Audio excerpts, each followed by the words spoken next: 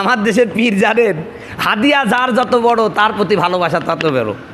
এই জন্য আমি বলি যে পীর সাহেবকে হাদিয়া দিয়ে আপনি খুশি করতে পারবেন না, কারণ আপনি আপনার পীরের বাড়িতে গেছেন 2 কেজি আপেল নিয়ে, এরপরে আরেকজন নিয়ে গেল 10 কেজি আপেল, 20 কেজি ময়দা, 14 কেজি গোস্ত, গরুর গোশ।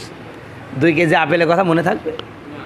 কথা কন, একটু পুরুষের মতন চিৎকার দিয়ে কথা কন, মনে থাকবে? অথচ ওই 2 কেজি আপেল আপনার মার কাছে নিয়ে এসে মার মুখে দিয়া বলে, মা আমার জন্য দোয়া করো। দোয়া চাওয়া লাগবে না, আগেই দোয়া করবে, আল্লাহ আমার সন্তানদের তুমি ভালো রাখো। কথা বলুন ঠিক কি?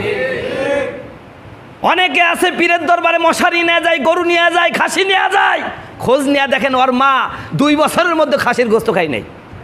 কথা করছে না, কথা করছে না, এরকম আছে না? আচ্ছা, এই জন্য মা বাপ পৃথিবীর সবচেয়ে বড় পীর, এদের খেদমত করো।